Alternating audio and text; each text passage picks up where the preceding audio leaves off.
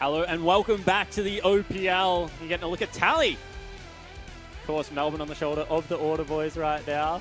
Able to pick up a victory in game number one with a fast push strategy that I know that you thought was on the rocks at one point. Yeah, 100%. I feel like maybe I was too critical because I'm obviously close with Spooks and Swiffer. You know what I mean? I feel like I might have been a little too harsh, but I think when they got to that top lane out of turret, and Sin seemed to stabilize the game out a bit, they just couldn't crack it for a very long time. Until Sin went for like a botched engage, they didn't get that one. And I was like, this fast push, it needs to keep fast pushing. And if you do stagnate early, and you can't actually get access to more turrets, more gold, can't keep snowballing that lead, I feel like it really is a problem. And I thought that was it. I thought that was the point. I'm like, okay, no, they've messed this one up. They're not going to keep it up. But then Sin, bit of a yikes engage on that one, and then kind of snowballs the rest of the game. And like, I think the thing for me was that they had a choice that they could either break top turret or take Rift Herald, because that's the tempo that you give up, right? They probably had half a wave there that they could push through and take top turret. And they saw in his ear and they said, you know, we're not going to be able to break mid lane turret without getting Rift Herald. Then they took it, then they didn't get it anyway. So the thing to VOD review is you could either had a top turret, pushed out the waves and then taken Herald. You probably would have had it at about the 15.5-minute mark as opposed to having to drop it at 13 minutes in the mid lane when it was easily cleared out. So certainly not the perfect game from Order. But the thing that I like is that a team has tried something different. Globally, we've all seen it. The 96-minute games. I think there was a 62-minute game this morning. The games are getting longer. And I think that a team that comes out and says, hey, we're going to win this game in 35 minutes or we're not winning the game we're at not all. winning the game, is actually a bold strategy. It's completely opposite to everything in this meta. I mean, if we've looked at Tectonic and their opponents week to week, right? They played Urgot. And then the next two games, two different teams have actually banned that one away. So if Order are like, hey, we play this fast push Janna Caitlyn, week 4, week 5, do teams start having to ban this one because they don't know how to deal with it? Because if Order are the only ones that are actually playing the composition, like if it's not picked up by other teams, then how do you practice against it? So potentially this is Order's Urgot to some degree, if that makes sense. It makes sense. I'm following you. Is it something that could be a problem next week? I guess we'll find out next week. I mean, I guess we'll find out this game because Sin, really, the ball's in their court. They either say that we can't deal with that and therefore we want to take... Because, like, the thing is if Sin are incredibly practiced at Tahm Kench, the answer isn't, hey, let's not first pick Tahm Kench. Because if they are a good Tahm Kench team and in tank meta where they have rotations around the map, they're able to use it well, what you do is you try and force them to play your way. The wrong thing to do in League of Legends is say, okay, we're going to assimilate to our opponents and like play their style because you're obviously going to have less experience at that. I mean, I think this game they ban it or they pick around it because 12 minutes isn't enough to figure it out. 100%. That's not enough to figure it out. Maybe next week they have practice against it and then you see other teams go for that style rather than just the draft counter. But it'd be interesting to see how it tracks. It'd be interesting to see if they do it again this game. If Order just pick the same thing. Well, if it works, then don't change it. I mean, potentially they banned away a lot of Juice's champions pool, a lot of respect given to the jungler of Sin. Something that we had credited Juice for was the amount of first bloods he was able to pick up and the impact he had into his solo lanes in particular. Without Sejuani, without Jarvan, not able to have that impact early. Of course, Zach probably level 5 ganker. Not an early game jungler. It really gets punished. If you find him in his jungle, I mean, you might not kill him because his Bloblets will be there, but I mean, you'll kill him once, maybe not twice, but interesting. I mean, see whether they're able to get a priority jungler here for him. I mean, I don't really have the answer for Sin because they're playing with Kuden, who is a new support. I mean, K-pop plays Alistar and is a little bit more aggressive, I feel, than Kuden, who, I mean, whilst we say has broadened his champion pool, still plays a lot more reactive. You know, the likes of Tarek, the likes of Trundle come to mind. I do have to let you guys know that Sin have been deducted a ban due to delay in getting back to the stage. So they decided, they like couldn't you figure said, it out. 12 minutes not enough. Let's take 14. They needed more just time. Lose the ban. Oh no. Now they can't. Well, I mean, they can still ban Janna and they can still ban Caitlyn. So maybe they can. Sin don't seem too phased by the one there. I mean, it is actually a big deal because on blue side, if you lose a ban, generally what it means is that you just get a stronger first pick. Whereas if you lose it on blue side and you can't take it all away and they just say, okay, now we're going to leave 3 OPs up, Order can actually take the 2-for-1 special. We'll see whether that is the case. Malzahar taken away from Order, no ban plus Zoe for Sin Gaming. So very similar to Game 1 ban. And I want to go a little bit meta real quick. in terms of if you have been deducted a ban in professional drafting, you always lose the first one because then gives you more time to react in the following two. You're never going to ban two things and then drop the third ban. Yep, all right. Because that's just dumb. That's not what you want to do. So you do see Sin time out that first one, and they banned the Rakan. Rakan taken off the board. Yeah. I mean, interesting. It's something that we saw in game 1 today. Not something we saw last game. But I mean, Xayah Rakan, when they were meta, is a red side thing. Yep. Because you can take it both at you once. can either just take take Xayah on red side, because she's better by herself than Rakan, or you take the duo if it's available. So on blue side, you don't really get access to the Xayah Rakan duo at all if the other team is paying attention in draft. And they do just insta-lock first pick the Azir. And I mean, this is smart because I feel like even though it didn't look like it in that game, Azir is the answer to fast push. Because he can stop the mid lane threat. And if you don't have something that can dive him, which Order did not have last game, then he should be able to, theoretically, if he gets access to blue buffs, hold the turret forever. Yeah, and I mean, you do mention the ability to dive him. Out of all the wave clear mid laners, he is probably the hardest to dive with the Emperor's Divide. So interesting to see how that one fares this game. Already a change-up out of Order. They still stick with the Gangplank. However, will take away Varus. Something that we saw banned from Order last game in their last ban, I believe. Do they pick the Nunu? Juves, historically, has been a Nunu player. They do lock in the Tristana as well. I think they should just take it. That's 2 champions already. So he covers the Yasuo. Kratos might play at top lane. Yeah, I reckon. How does it fare into GP? I mean, all right, I guess. Like, you have the shield building up to answer the parlay, and then you can always just hard commit him through the wave. So yeah, I feel like it'd be do okay as well. Zac? Even with no jungle bans, they go for the Zac. They want the engage tools. I mean, Sin in the games they have looked good. Zac, we've already talked about, struggles to get the early lead. But if he does find his way into a lane, Sin is a bit of a hard force team, right? Last game, what they did was actually hard forcing the side lane on, and Order were just punishing in 2 lanes, and they slowly broke the base and lost that way. So I guess in a different composition, maybe not against the fast push, if they can actually get a lead and keep forcing these team fights on top of Order, then that could be their avenue. And a different composition this time picked up for Order. Still arguably a 1-3-1. They've got a Rise. They've got themselves a Gangplank. However, you feel a lot more team fight coming out this time with both those champions. Yeah, 100%. They have not locked away a support yet. Neither team has, so we'll see. Charvin said should hit the bench here, and that's going to be a Gnar taken away from by Order.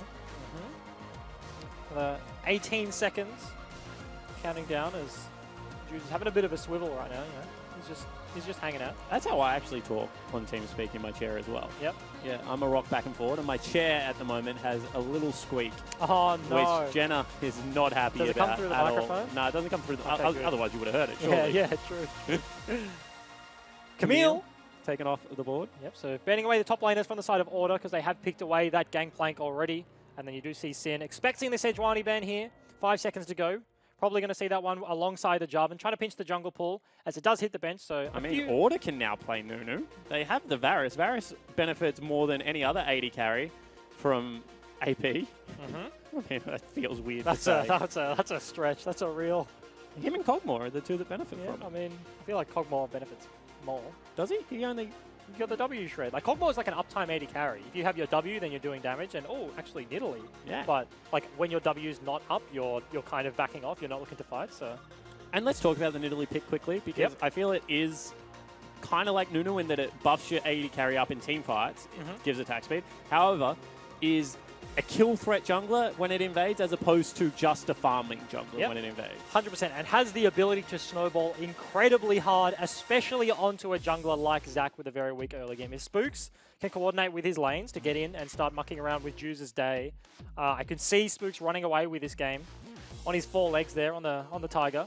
But on the flip side, if Spooks can't actually get anything done early, if he does fall behind at all, then you do have that just beefy front line on the side of Juves that'll always be reliable in the Zac. And it is going to be Yasuo locked in right now for Sin Gaming. It's not going to be round 2, it's going to be Praedyth playing it, so Yasuo's a flex pick for this side.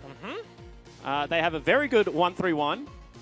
Not 1-3-1, a very good answer to one of the ones in the 1-3-1 for Order, because the late game Yasuo will beat both Gangplank and Rise, you feel. And a lot of people looking at that composition and going, all they have is the Zac in terms of knocking up for the Yasuo, but hey. That's a different champion. Yeah. When was the last time we saw Thresh? Have we seen him this season? I don't think we have. I don't think so. I don't think we have. I mean, maybe Rogue played him, but I can't remember when. No. Rogue's played 2 Braum games and 2 early games. So there we go. So he hasn't played him. But Rogue does play Thresh. Yep, no one knows better than you. Yep. I mean, me and him were fighting, I think, for like the best Thresh title in Oceania for a while. I think he's definitely it right now. So we'll see how this one goes. Very different style from the Janna game 1. Certainly is. And Flipped he is also, which I'm sure you will find equally as appalling, not a Samsung White Thresh. Yeah, that's disgusting. That's revolting. What is he doing? I don't know. You'd have to ask him. Yep. Is he a deep sea Thresh? Actually, no, that was Flying Dew. Yeah, yep, that is. Back in the day. He's a Dark Star Thresh. Of course. Oh, they can match Regret skins. 9 a little bit more. Yes, come on. Yeah. Hit him with the Varus Dark Star, and the Thresh. I like that. Has Varus got a red skin? Because I'm a big Blood Moon Thresh fan. No, I don't think so. I think he has a yellow one, and he has a... Oh, go Deep Sea Yellow Varus. That's no, awesome. No, absolutely not. Oh, I thought FBI wasn't in his chair. Why don't we just go on for a lean forward here? So, interesting comps coming out of both these teams here. We have a few niche picks in the Yasuo top lane here. Split Push, we were talking about the potential of it into the GP matchup, and it does actually come through. This was a cheating skin. Yeah, it was on release. Yeah. Yep. Couldn't see it. Yep. What I will say is that Thresh can once again stop Juves' engage. However, he has to do it from much closer range, which means if Juves is able to predict it and get the punch out, then he can definitely slap him together. And that's the big thing. It's about the rework on Zac more so than about the Thresh-Zac interaction, because previously he didn't have that long gangly arm that he could throw you against and slap you against a minion, so Flay was enough. If he didn't land the E, then he couldn't get on you at all. But now if you cancel that Zac E, the elastic slingshot, and he's still relatively close to you, hits that arm, slaps you against a minion, it doesn't matter. Unlike the Janna, who doesn't have to be that close. Ooh. Yeah, and Spooks just looked like he wasn't looking at his screen. No, that's something. Juves and Spooks, this is what they've done. They've always done it for years in competitive play. Really? Yep. Scrims, competition, they all get a slap. You see Juves' HP is not quite full right now. It's just regenning. Yeah. Obviously, we saw Spooks get the auto first, and then Juves get the last one. Spooks was off really screen. what they do? Yeah, they slap. Why? They always slap. I don't know. It's like a little handshake, you know? Except one of the hands is real wobbly, and one of them has like hoofs on it, I guess. Actually, no, tigers don't have hoofs. They have paws. Yeah, my bad.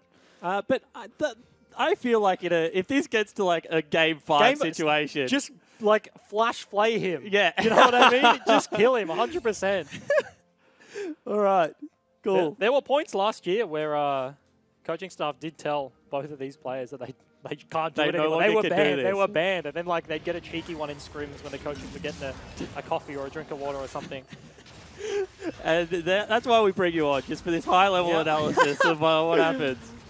We do see both junglers starting in the bot side. That's a super leash given from both bottom lanes. I feel like both of them... Can I just go to the bottom lane quickly and not follow Juves around? I feel like both of them lose experience. No, they both get it. No, because you changed the spawn timers of the camps in Season 8. I mean, it was very close. 1:30. I mean, yes, but that's just optimal. It's not necessarily... I feel like the days of a super leash are gone, because the super leash was the fact that, yes... Oh, Rogue is actually fighting him bottom lane. Gets a lot of damage down onto Dream. Much like EGM last season, just not respecting the flay that comes out of Tarmkid. The Thresh. I do want to notice something really quick, as Dream is getting incredibly He actually low. might die. Flash, Ignite, he's dead. That's first blood picked up. Is for level 2 anywhere near? They're trying to get it. You can see they're both hitting creeps. Unfortunately not, so they can't get onto Kuden, but Dream goes down very early, had the flash, used it, had the heal, chose not to because the Ignite was there already. And something to note already, Rogue in that very first play, on 8.2, Aftershock did receive a little bit of a nerf. It's not the pinnacle of the patch, nothing's defined around it, but you don't have those bonus resists when you do proc that mastery there. So you still do a bit of damage, mind you less on this patch, but the bonus resist means people can actually trade back. So Rogue walking up for the Flay level 1 did take a little bit of return damage, but as we saw, Dream just disrespected it round 2 and dies. Yeah, and good ward goes out from Swiffer. He's actually able to push up this minion wave because he took minion dematerializer. There's too many big words in League of Legends now. When I first became a caster, all the words really short and simple. Hook, dead, kill. Like now, they actually go in on him. Gets the did he flash? Big damage. No. Doesn't actually flash over the wall. I don't think you should flash there. I think that given the fact that he chunks him out on first clear, that's enough. Yep. 100% doesn't want to commit, and also Juves has access to the flash as well. That's a real... I don't like loud skins. Yep. You're the skin specialist, but what's your take on very loud skins? That skin is flashing at me a lot. Luna, Wraith, Caitlyn, if you play that, you're a bad person. 100%. If you play that skin in the bot lane and you cast your Q at all, you're getting muted. That's how it works. You can now mute emotes, and you can mute You can mute chat, you can mute pings and stuff, but you can't mute, like, you know what I mean? Just a loud cue, and that's why it's annoying. All right, so you have to mute your sound effects totally. Just mutes all sound effects. From one particular champion. That is a competitive advantage right there. See Praedyth in the top lane, also with a very loud skin. So obviously everyone disagrees with me and they think that loud skins are awesome, but I think there is something about simple skins that are great. Fun fact about Tally, Sultan Gangplank has been benched. Oh. It was his old Bankplank when he thought he was just going to farm the lane because he looks like, you know, oil baron or something like that. Well, a Sultan. Yeah, like a Sultan. But yeah, he's just not having it anymore. He's lost too much in solo queue with it, so he's benched the Sultan Gangplank. I feel like if you're on a team with Swiffer, you just all of a sudden get infatuated with skin. Oh, here we go. Yeah, actually in the mid lane, that's a very nice gank coming across, but Swiffer does some pretty good return damage, to be honest. And that was a pretty good read by Juves. He's sitting in the side lane bush, left side of mid lane, waiting because they knew Swiffer were going to TP back. So he just channels that E, waits for the TP to land, and then lands literally on top of his head. Good stun coming out nice of stun. No damage, follow-up from Dream. What do we want to see out of Sin right now? So they've kind of fallen a little bit behind in the early game. You know, 1.5k is actually a fair gold lead. I mean, what are their windows to fight this game? What are their win conditions? I mean, 100% they're a level 6 composition right now. They have Taric, they have Azir, Zac into the Yasuo as well. Like, they want to get down into a fight at level 6 and start skirmishing then. Before that, Taric, not as good at skirmishing as the Thresh there. You have Ryze, who has a lot more ease of access into the river and has CC as well. Nidalee's obviously going to bully around the Zac like we've already seen, so definitely going to wait for that point. Then they should be looking to try and make a play. Air Drake, because we're in game 2, obviously, the Infernal doesn't have to spawn, so Riot Games is like, hello, have an Air Drake. Kuden doesn't check the brush. That's a free roam. Yep. That's, I mean, no mid laner. Bottom lane just returned to catch a wave. You've got to check every brush on the way up to the river, I feel. Hex Flash. Is Rogue the only one that's taken Hex Flash in a competitive game? And he's the only one that does what you do as well. That is a good play. If Dream steps up, as you're channeling Hex Flash and you just get like a free flash or something like that, that is a good play. Ultimate achieved from both top laners, and that is a good engage from Praedyth. Chunks tallied to half health, however, now with no ultimate. A little bit less of a kill threat up there in the top lane, especially given a Zac gank. Actually continues to go forward, and Tally is still taking some damage. And he's got himself a target. A Relic Shield, rather. That's very weird. What is a passive, a Relic Shield? You mean the proc? Yeah. Yeah, when you have an ally around, and you proc obviously those 2 orbs that are going to stay around him for the rest of the game because he's in a solo lane. Yep. So minions, you execute with that as a melee champion. Does he get anything for queuing people? I'm trying to just think it gives you access to the bandit thing, so it might just be the Q. He has passive gold over time. I think it gives 2. Okay. 2 gold per 5 or 10 seconds, and obviously has 75 health attached to it. So we got 10 there. Yep. So that's the bandit passive. Is that from Targans? Okay, so that's why he took it then. Yep. Also with the Klepto. Has potential with that nerf to get a little bit of gold. I mean, if we can have a look at the gold, we'll see whether it's gained him anything. Yep. It's gained him about 600, so okay. Okay.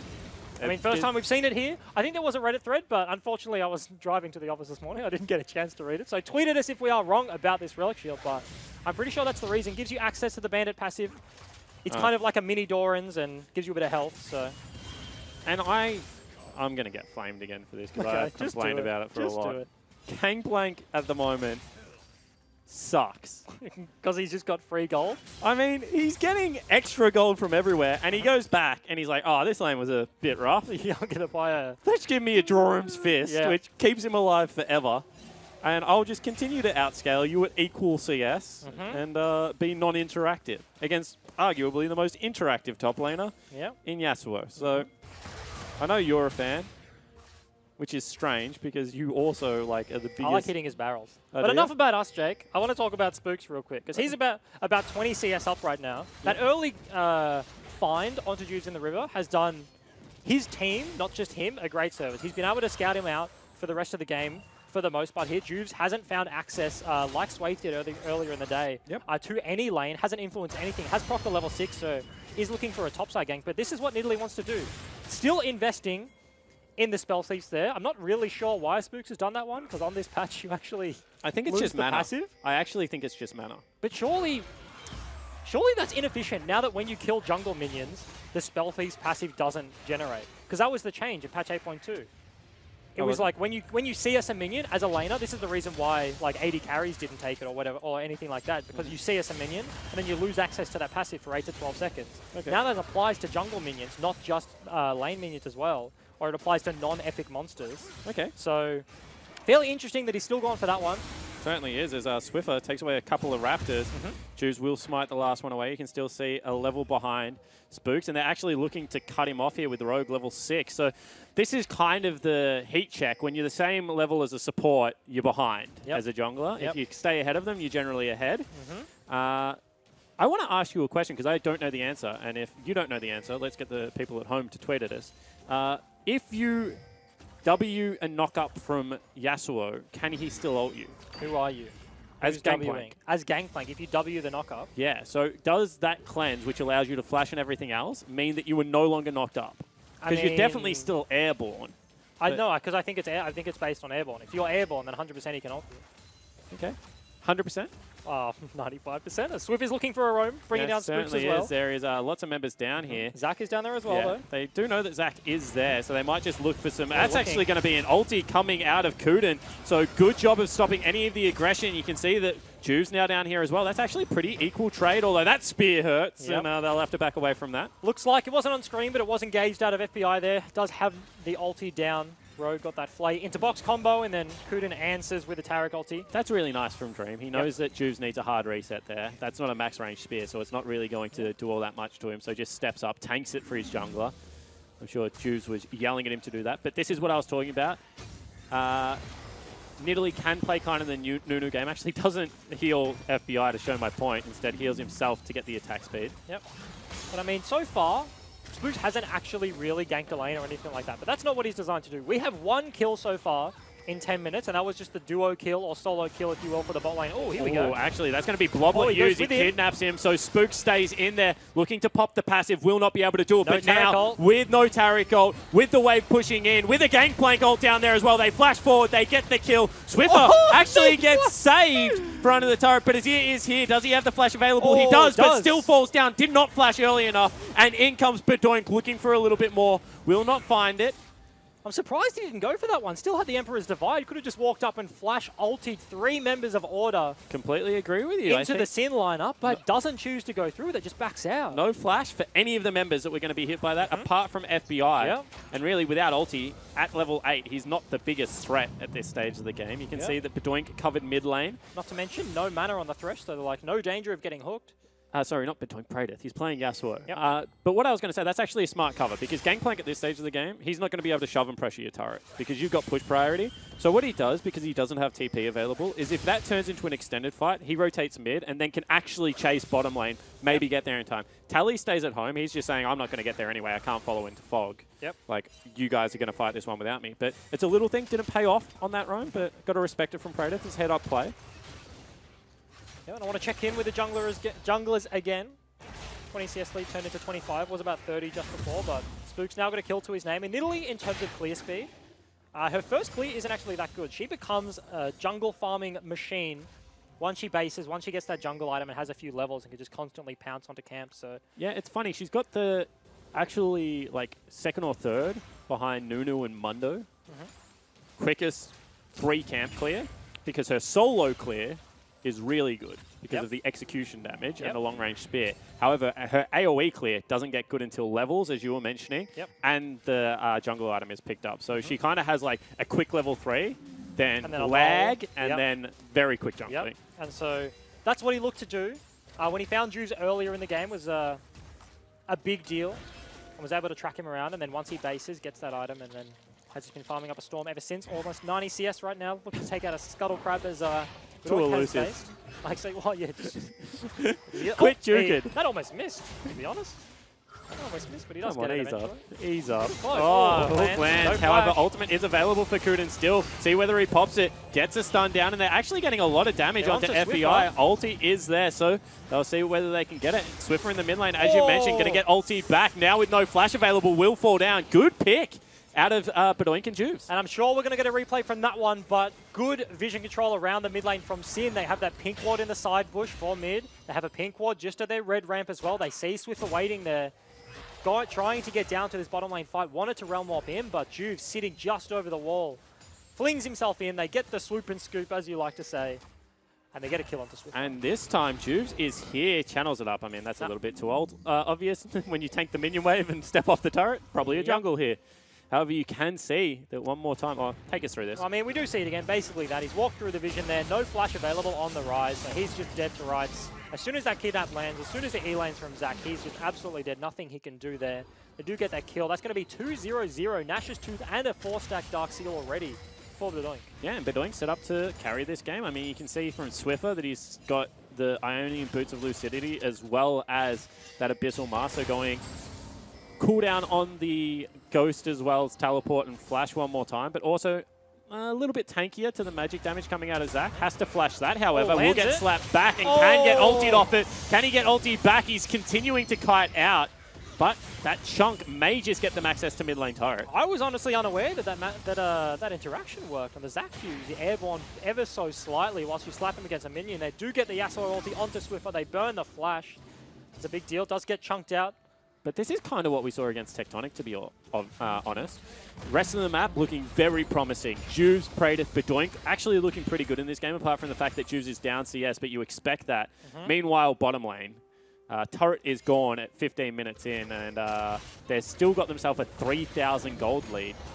And FBI is already sitting on a completed item. Before his recall, he had that Wit's End already. It's pretty weird to see the Wit's End into the Ginsus instead of the other way around, as Rogue's just running away from all the members of I think he's just scared of the Azir. I think the only person that can really kill him at this stage of the game is Azir. Like this, they take the tempo off the back and try and get themselves a turret, actually burn the Gangplank ulti, which means that in any fight in the bottom lane, they now have a slight advantage. But it's only an air drake. This is 15 minutes into the game and nobody has even looked at it. It's interesting. You talk a lot about the difference between the dragons, but then when it actually manifests in game, it's interesting to see how much priority is really placed on a fire drake versus how much priority is really realistically placed on an air drake. And to save you the trouble of figuring it out, it's almost none. As we see, Spooks actually goes in, face checks the brush for his mid laner.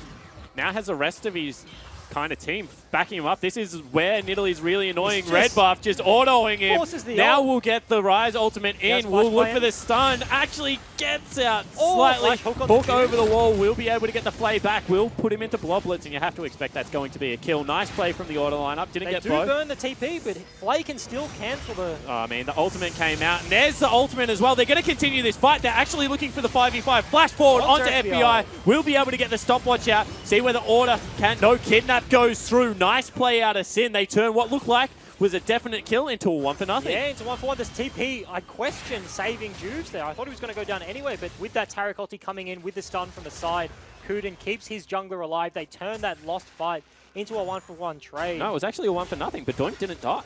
Oh, true. FBI goes down. 0-1-2, Bedoink. Yep. Sitting deathless right now, so you're absolutely correct. Does actually fall down there. And Spooks finally will just take a free air drake. Consolation air drake. It's like nothing else on the map. Bottom lane still pushing into us. Let's deny some creep score. But really, 3,000 gold. But Sinner's starting to win some fight. They would be getting their back up because this Azir is starting to become a problem. Yeah, 100%. I do want to note something I touched on earlier in the day, and that is the support items right now. With the Targon's Brace on Rogue, has those 3 wards available, and he hasn't chosen to upgrade into the next tier of support item because that Sightstone doesn't exist anymore. He's about 600 gold.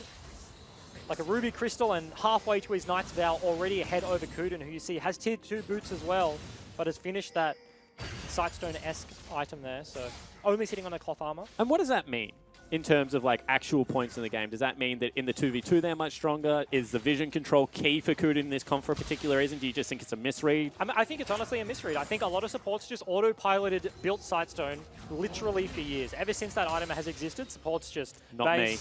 Okay, I've got enough gold, not you. Yeah, you play full AP alley. But they're like, look, I need my boots, I need my Sightstone, and then I build real items, right? Yeah. But Rogue is like, okay, I start the game with Relic Shield, and then all I do is spend 500 gold to get me to the Sightstone point whenever the quest procs. Yep. And then he just works straight on Knight's Vow. Obviously got the boots in there somewhere as well, but you see that he's literally got an entire Kindle Gem, 800 gold, 10% CDR over Kuden. And the difference between them is 1 ward and a little bit of health, which the Kindle Gem makes up for anyway. Certainly does. Hooks on, lands on, Root is there, Gangplank ultimate comes down, able to Borrel will kill, I guess, and Kuden will fall low as well. That's going to be a full creep wave that they have access to. You can see Budoing trying to roam up to that lane, however, is being tracked by in Italy, is being tracked by Arise. They come in. This will be a 2v2. Actually, it'll be a 1v2 because Spooks bails on Swiffer. However, dives in, gets the kill. Swiffer flashes away. Juves looks for the ultimate, will not find it. They'll continue the chase here. Spooks does so much damage, and that should be a turret picked up for the auto lineup. Spooks looks like he was dogging the boys, but it turns out like a winning 2v2 anyway. Barely escaped that one on the side of Swiffer. Burns the... actually, no, it must have been the Nidalee heal to just live. Yep. And get that speed away from the Zac. So they do get themselves a pickup in the top lane. And they get the mid lane turret against an Azir one more time with no dive threat. Because this comp, again, does not dive Azir well at all. By forcing him into a rotation, and 3 out of turrets down, 6,000 gold lead. And when your main engage tool is a random Thresh hook or a Varus ulti, right? Let's talk about Thresh hook. Because Azir is one of those champions where if he sidesteps your hook as the Thresh, you take 90% of your HP.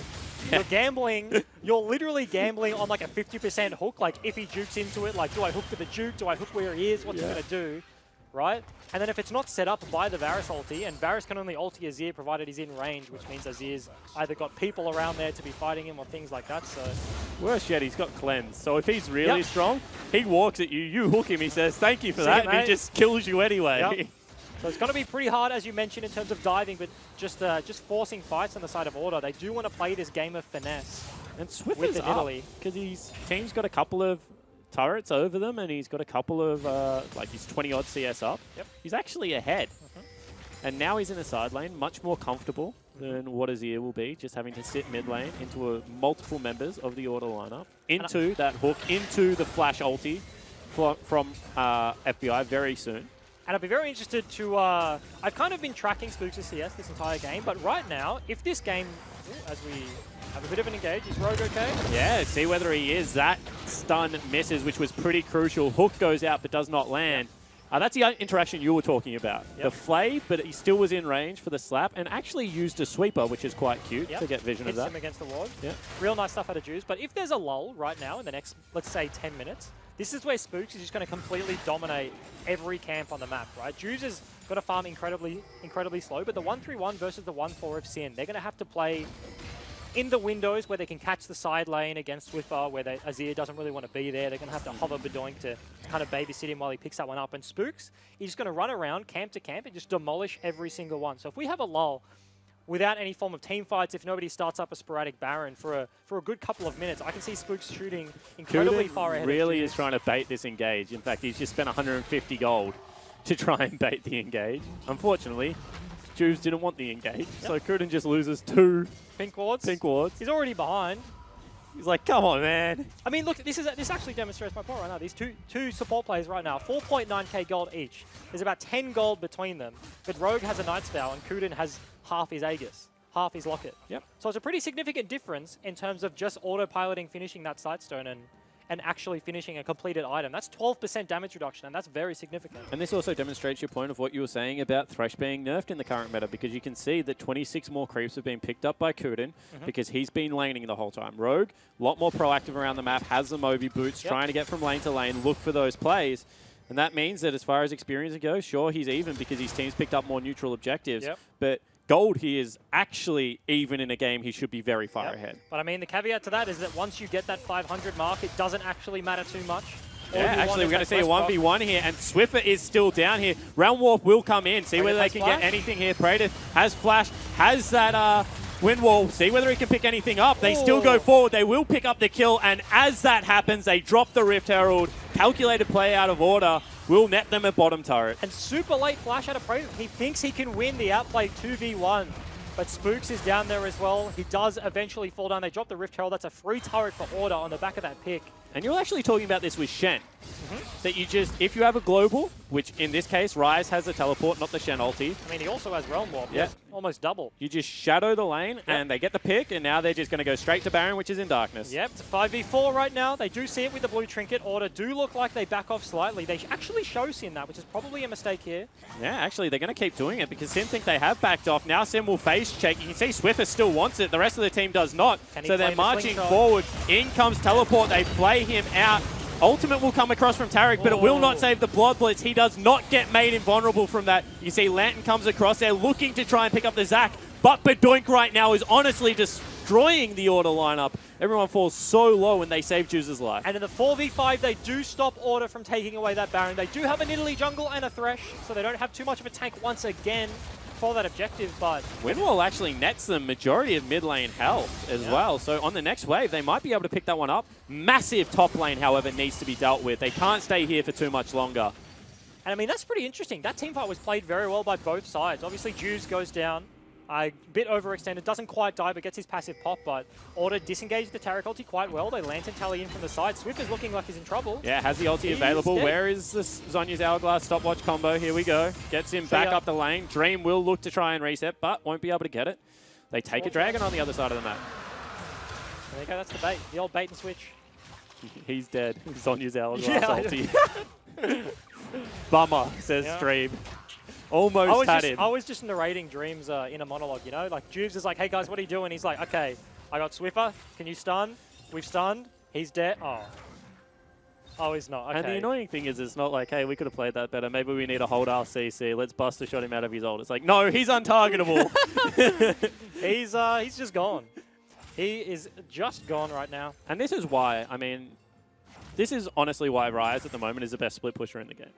Because he is unpunishable. He's a global. He has a TP. Yeah. He takes different summoners, so we could have a cleanse or a ghost like he just took there. He one-hits minion waves. Because he now builds AP. He actually does significant damage to turrets. When he was a full mana champion, he didn't do significant damage to turrets. Also, interesting point. I don't think Swiffer took minion dematerializer this game. But Ryzes that do, they use it for the cannon. Because you can one-hit the melees and the range creeps, but you really struggle.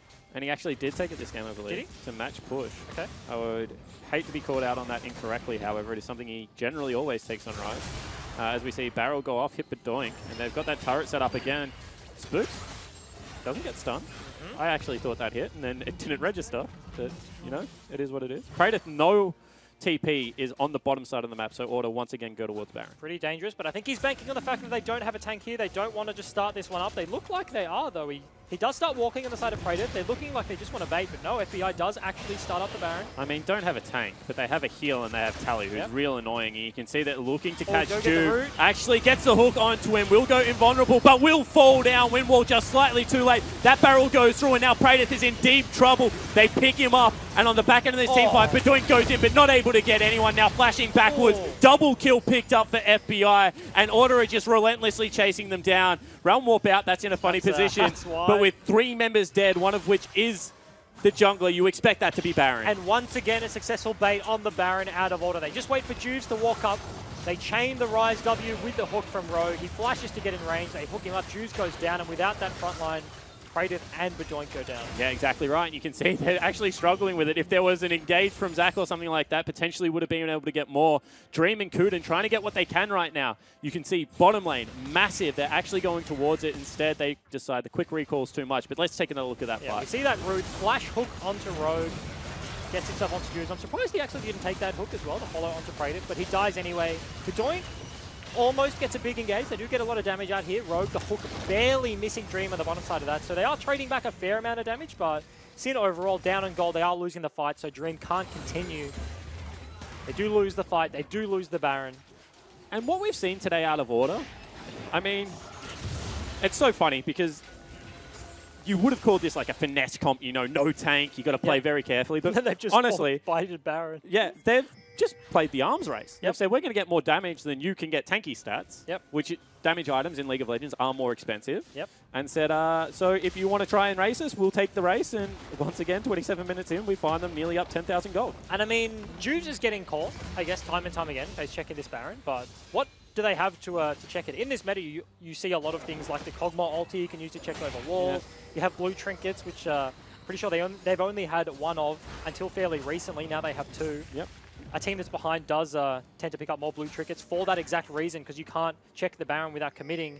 And then when they don't have that vision, Juves just eventually is like, look, they're just going to take it for free. We have to check. He does and gets caught time and time again. And you can see one more time as the hook goes out. Actually, they go in. They miss that one. However, Engage is their flay back. Massive damage. And that's going to be the ultimate out as well. They just continually push them back. Another barrel across, and Bedoink gets chunked out. Juice will fall down. And that is a 4v5 as Praetor joins, but there's just nothing they can do. And Swiffer wasn't even there. He's on the top side of the map, taking down this turret. Order looking to rotate top lane. Can they break the base? Yeah, exactly the case right now. But Doink just gets chunked out time and time again. Hex Flash, nah, doesn't go over. He cancelled it with Hook. Just missed. I didn't know that was possible. I think he was trying to Hex Flash Hook over the wall, but then just hooked and cancelled it anyway. So Rogue doesn't find his mark, but they get the inhib anyway. And I mean, that's a big deal. Yep. I feel like I keep going back to it, but I talk about it a lot. Control mages, if they get time to set up, are very hard to push into, even with Baron buff. Their consistent damage to creep is just so high. And Order, in multiple games, without having the threat of diving a turret, have been able to do that. And I think after how sloppy their first couple of weeks were, because, like, let's call a spade, they were playing teams that are yet to pick up a victory within the OPL. I mean, on the rosters, Order should not be taking Tectonic to 40-minute games. No, they didn't. They took them to a 33-minute game. Okay, let's call it a round up to 40. All right. Round up to the nearest, I don't know. You got a good enter score. I know you know that's not how rounding works. However, but I agree with you. Even 33-minute game, they probably shouldn't be taking that long either. So, I mean, this is the first real set, I feel, that we've seen some pretty good structured gameplay out of Order. Yep, 100% agree with you there. As they do still have a little bit left on the Baron. A sliver of that is up, maybe 15 seconds. So they're looking to get something on the bot side of the map. Can they break this inhib, or can Sin hold for the duration of that Baron that's left? Swift is going to do it. The bait and switch. He takes them all mid lane. FBI didn't get in. However, you could see that that was a set play. They were looking for it. With no FBI here, however, Swiffer gets CC'd up. Very nice hook, as you mentioned, onto Kuden. He gets the ultimate out this time. It will fully channel, but I mean, the damage is already done. Hook across, Windward off. And that's going to be a 3 versus 5 for about 10 seconds here as they reset to get some gold. Can they get access to the turret? They're just going to tank it. Spooks. On the Nidalee, he's just going to tank up 4 or 5 autos there. They get a fair amount of damage, but they're not going to be able to take this one down just yet. I mean, it might be enough because they're going to be able to drag Praetor to another lane. He is now level 17, so clears them quite quickly. But you can see, it's actually, that's going to do the damage. Juice! Oh! That is a barrel. That's a barrel and a half. That does damage. And the big thing right now is that Taric ulti is unavailable for the lineup of Sin, so they're going to find it very hard to hold this one off. Another spear landing onto Dream. There's just so much annoying poke damage coming out of Order. You have a barrel, you have a spear, you have to dodge hooks. Like if you ever walk up to Ryze, you're dead. You walk up to Varus, you're dead. This is just a frustrating team comp force Sin to play against, and they're struggling. They certainly are. I mean, Baron has expired, so they back away into Fog of War. They take themselves a Mountain Drake. So 3 Drakes picked up. Next dragon will be the Elder, but no Infernal, no real punishing dragons like a triple Ocean for what was a laning comp would have been as equally a nightmare as Infernals this game. Yep. So they are RNG-wise, Sin get a little bit luckier than they did game 1 for sure. But really, Gangplank now with 50% crit, probably going to go towards something like an Essence Reaver. As his last item. Potentially he'll go for a GA, but really he hasn't looked like dying. Is starting to massacre Bedoink and Praetor whenever 100%. They get hit by barrels. I mean, he also has the stopwatch still available. We're at 31 minutes, 32 minutes. When has he looked like dying apart from that first that's what you Yasuo? mentioned it. He's 303. He's 303. Hasn't looked like he's died or been close to dying anywhere. Has about a 3,000-ish gold lead right here, 3.2. Still has the stopwatch, so you say he's going to pick up an Essence Reaver, but he's just going to wait until he can buy the item outright. Yep. Oh, there's no point or buying he's just going to sit on a stopwatch. Yeah. The stopwatch is 100% more valuable. In terms of Sin getting back in this game, the only way they get back or into a position where they can stabilize is by making picks, right? And Tally, the Essence Reaver, he's already doing bajillions amounts of damage. Bajillion. Like, that's the technical term for the amount of damage that Tally is doing right now. 100%. That's it. It's just disgusting. So all he's doing is minimizing the opportunities that Sin have, rather than maximizing the amount of damage he can do. And you can see that Order, you might be thinking, Baron up in a minute, why are they not sweeping the river? Well, they're just doing the other tactic, which is there's no pink wards there, so in, a couple of minutes' time, there's going to be no green wards either if they don't get access to the area. Instead, they sit in the forest, looking to see if they can get any picks, and the full court press one more time has been applied across Summoner's Rift. Sin, they're looking for the Miracle team fight. They're probably waiting for Bedoink to get another item. If he could get 2, they would 100% be in a happier place. But Order, at this stage of the game, they just need setup. Because if a team is walking into them, they are incredibly happy. Absolutely. Kiting over the gangplank barrels is a very easy thing to do. Not necessarily easy, but a very dangerous thing to do for the enemies. So a lot of pick potential on their lineup as well. Fresh hooks, Varus ultis. Hat picked up for Badoink. Is this enough? Do they now have enough to be able to take a team fight? Order haven't been patient enough. I mean, there's still 20-ish, 30 seconds on each of the wards, therefore Sin. So I wonder, as Order are looking for something, they sweep it out. Are they going to fake the Baron and just Realm Warp up a lane and take the minute hit? Yeah, I mean, certainly could be a potential. We already saw one creative use of the Realm Warp as they tried to take FBI with them. If they took FBI, you would expect that turret would probably be dead. Yeah. Hopefully he gets in the circle in time. There's no Tally's just starting up the Baron here. You know, that's the other thing Gangplank can do. He can just solo Baron, apparently. He's brought friends. Sin, no. They have an inkling right now. They I mean, they're not quick enough. There's no way they can get there in time. That Baron is dead. When is Swift going to Realm Warp? Oh, see what they go for here. You can see Jubes actually flies backward, hook on to Dream. That is a Taric ultimate use. Dream not in it, Praedyth not in it, and now it's expired. So you can see FBI is actually frontlining. Hook onto Kuden. He will just fall down. No, actually flashes out. Good ultimate onto FBI. They're going to have to start kiting back here. Praedyth gets FBI, and now the fight is actually on. But really, it's not, because 3 members are dead, and they're going to be able to flash forward. Dream gets out. Realm Warp is looking to chase him down. You can see multiple members. Spooks flash over the wall. Double kill for Tally.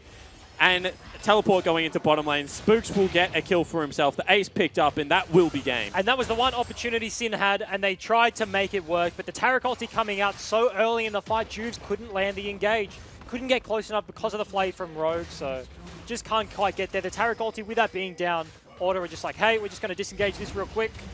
Give you a few seconds for you to kite over a Gangplank barrel, and then Swiffer and Tally just one-shot the Azir. Yeah, and you think if you get FBI in a 35-minute game, if the top laner kills the AD carry, you're like, we have a chance, but unfortunately, Gangplank on point from Tally. Triple keg at the end, in order to take another 2-0 victory. The triple Zonyas at the end. Spooks goes for the flying tiger pose. The golden flying tiger. You need to see that on like top of a pyramid, you know? Yep. Yep. 100%. Looking pretty subdued on the side of Order there. I feel like Sammy D, old Spooks there, is going to be pretty happy that he got to play an Italy game. Yeah, I mean, he got to play 2 fun junglers today in Kha'Zix in Italy. Normally, relegated to tank picks. Yeah. I think that Order pick up another 2-0, but they would have come into this split and said, the first 3 weeks, we should pick up all the points. Yep. We need to build towards Direwolves in week 4, and I think that the exciting thing, if you are an Order fan right now, is the fact that week on week, the build looks like it has been there. Sin, on the other hand. Oh, sorry, you were going to say. I was just going to say, 100% agree with you. Like, absolutely. These games, they did have one of the easiest starts to the year, and Sin has had one of the hardest. So it's expected for them to pick up this game. And Sin, on the other hand, I think that they're starting to show some diversity, much like we credited Tectonic for trying different things and trying different game plans. You know, they had the Urgot pick mid. Now they're playing very hard scaling comps. This game, you got to respect Praedyth because he went pretty equal in the lane, and they tried to have an answer for the Gangplank. It obviously didn't work out. I think there's still that impatience there that we know from Sin as a brand. But, I mean, I feel like Order is a good opponent, and they put up a pretty decent fight. Yeah, fairly decent. I think the impatience is the big thing to touch on, though, and that does kind of present itself as the hallmark of Sin League of Legends. I don't think, irrelevant of what roster, like 2016, 2017, 2018 now, I think they do play that 5-man, like hard engage. That's their style, and that's what they're going to go for. Maybe it rests on the shoulders of Juves here. As a handshake comes out from these 2 teams. That's actually a nice hug for FBI from Juves. You can see, you know, handshakes across the board. Order would be looking at those games, and I think that even though they took the 2 victories, I think if they want to be a top team, there is still so much that they have to go back and review from those. I mean, 100%. I was critiquing their fast push comp earlier in the day. I think that it was very good. It was very well executed, but there was that lull, I think, when they got around that top side, and then that game there looked pretty good. So give me the read then, because they've played fast push and 1-3-1. I mean, I feel like both of the comps we haven't seen. Neither of them are, hardcore scaling with tanks front to back team fight. Yep. Do you think this is a smart thing to do in the meta? Do you think the meta is a meta for a reason and they shouldn't be doing this? I mean, the meta is a meta. That's inarguable for a reason. It's just the best way to play the game. But we're seeing a lot of 4-1 right now, and that's not what Order are playing. Yep. But I think with such a strong bot lane, they're getting these leads naturally anyway. And then if you do pick into the 1-3-1, it just allows you to end the game quicker. Swift has played things like the Rise. He's played things like the Galio to great success. So I think when they have that, Swift he's just smiling at me right now, so it's making me laugh. But obviously, with those side laners can end the game quicker. And I think if that's how they're going to play the game, if they have such a success in the bot lane, I think it's fine. I think they can play 1-4. 1-4 is easier than 1-3-1. All right, cool. Well, there you go. Ejim gives it a seal of approval. Big tick. Let's throw it over to Laura, who was alongside Captain of Order Swiffer. Thank you, guys. Yes, we are joined by Swiffer. Congratulations on another 2-0 win. Thank you. How's the team feeling after today's victory? I'm pretty sure that this was the cleanest series that we've had, so I think the team's pretty happy with everything. Yeah. How does it feel stealing Sin's bot lane? Oh, jeez. Am I allowed to answer this? No.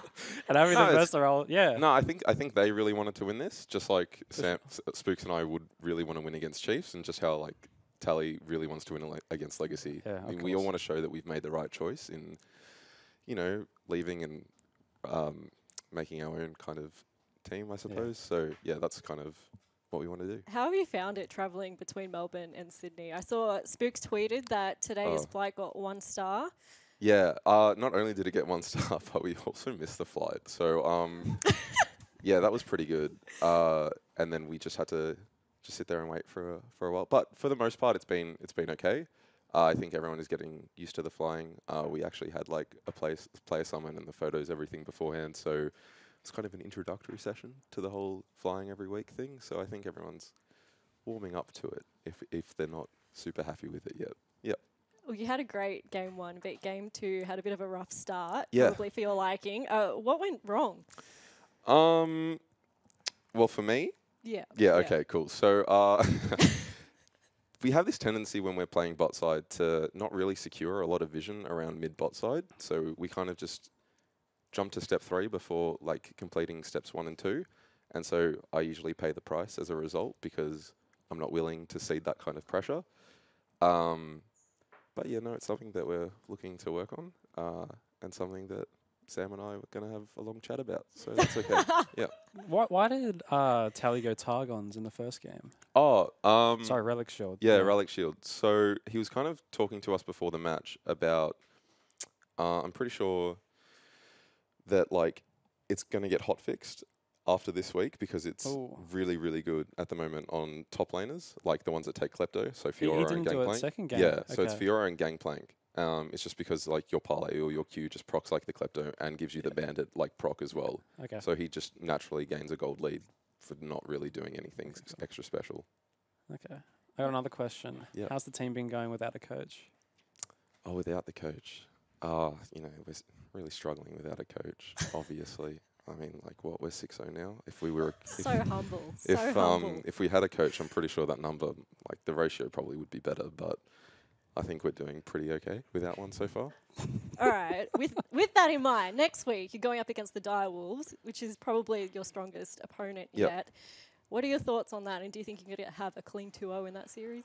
I'd like to have a clean 2-0 against that series, but no, they're very formidable, and I don't think I've been in, personally, I don't think I've been in the Direwolves since Split 1 last year.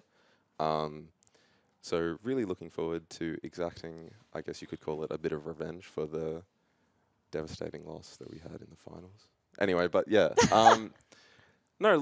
looking to beat them and kind of, because we haven't really played what is considered to be the strongest tier teams yet, right? Of course. So we're really looking forward to kind of using that game to cement our position, I suppose, as a contender for the title. So yeah. Should be a good game. I look forward to that. I believe there was a replay you wanted to look at. Was there? Choose? Can we put it up? Is it him dying or something? It's probably me. No, it's something. The Baron. Oh, the Baron. Oh yeah. So this was the. Oh yeah. So you guys played some pretty infuriating compositions for Sin today. Yeah. I guess this replay just wanted it to. I guess it's the sum of this series for me is that Sin kind of never got their footing and were never able to get a proper team fight off every time they got caught out. And you can see Swiffer picks Zach at the very start, and because arguably you guys have a worse team fight than them, wouldn't you say? Yeah, no, I would agree. But our strategy kind of around this week was, we know that Sin liked a 5v5 team fight. Yeah. So our strategy was just based around securing an early gold lead through pushing all the outer ring of turrets as quick as possible. Yeah. And then transitioning that into a team fight where we have a gold lead so we can't lose. Okay. And that was the entire strategy behind it. I liked your Vlad game. I liked my Vlad game too. I liked it Did a lot you more get a than that quadra at game. the end? Yeah, I think it was a I triple. think it was Yeah, a it was like triple. I almost got the quadra. Unofficial quadra? Unofficial quadra. I think. I don't know. I don't know. Maybe I not. don't pay Well attention to played. those kinds Well of things. played. Yeah, still Yeah. good Played game. Simon. Anyway, Yeah. congratulations on Thank you. today's win. All looking forward to see how you go next week Cool. against the Cheers. Direwolves. Thank you very much. Also, a big thank you to Choo Choos for joining us on the couch Thanks today. for having It's me. been a lot of fun. But to close today's games, we're going to send it back over to Jake and Bryce. Thanks so much. Always good to hear from Swiffer. You can see he's pretty chill. he's Pretty. I mean, you know him better than He's just most. too cool to consider the triviality, like the triviality. What's the word? The trivialities? I don't know. Of League of Legends, the quadra, like who cares? He's just like, oh, I don't even think about those things. I mean, at the same time, though, if you're a captain of a new squad, I feel like that should be the attitude you have towards your own individual play. Right now, his focus needs to be on making Order the best team possible, and that certainly came through. As we pull up today's schedule and recap the games, it was the Chiefs taking down Tectonic in a 2-0 before Order took to Summoner's Rift and took down Sin Gaming, exacting some revenge, in the words of Swiffer, and trying to get the one up tomorrow at 2 p.m. Australian Eastern Daylight Saving Time. I never get it right. Avant versus Legacy, Direwolves versus Bombers. Two massive games. I'm going to ask you, Bryce, because I always do. Which one are you looking forward to the most? AV versus Legacy, I think, is the most even game of the week so far. And we'll see how they fare tomorrow. And also, most excitingly, Mimic coming in, replacing Series as a substitute top laner for Legacy. I think he's possibly one of the most hyped imports coming into Oceania in 2018, not to mention ever. I think the first actual Korean import, I think, is your words to describe him. Exactly right. I mean, this is a guy that's coming out of, high elo from Korea. He's absolutely fantastic. Been watching him in solo queue, been tracking his carries like the game plan. And I think that he is going to be incredibly scary. So we get to watch him play tomorrow, which is amazing. However, that is all the time we have for tonight. On behalf of myself, Bryce, everyone over on the Analyst Couch, our entire production crew, and of course, Hungry Jacks, go get a Whopper, and we'll catch you tomorrow. Goals down there as well. They flash forward. They get the kill. Swiffer actually gets saved for under the turret, but his ear is here. Does he have the flash available? He does, but still falls down. Did not flash early enough. Now, there's the ultimate as well. They're going to continue this fight. They're actually looking for the 5v5. Flash forward onto FBI. We'll be able to get the stopwatch out. See where the Order can. No kidnap goes through. Nice play out of Sin. This will be a 2v2. Actually, it'll be a 1v2 because Spooks bails on Swiffer. However, dives in, gets the kill. Swiffer flashes away. Jubes looks for the ultimate. Will not find it. Actually gets the hook onto him. Will go invulnerable, but will fall down. Windwall just slightly too late. That barrel goes through, and now Praedyth is in deep trouble. They pick him up, and on the back end of this team fight, Bedoink goes in, but not able to get anyone. Now flashing backwards. Double kill picked up for FBI. Actually, they go in. They miss that one. However, Engage is their playback. Massive damage, and that's going to be the ultimate out as well. They just continually push them back. Another barrel across, and Bedoink gets chunked out. Juice will fall down. Hook onto Kuden. He will just fall down. No, actually flashes out. Good ultimate onto FBI. They're going to have to start kiting back here. Praedyth gets FBI, but unfortunately, Gangplank on point from Tally. Triple keg in the end in order to take another 2-0 victory.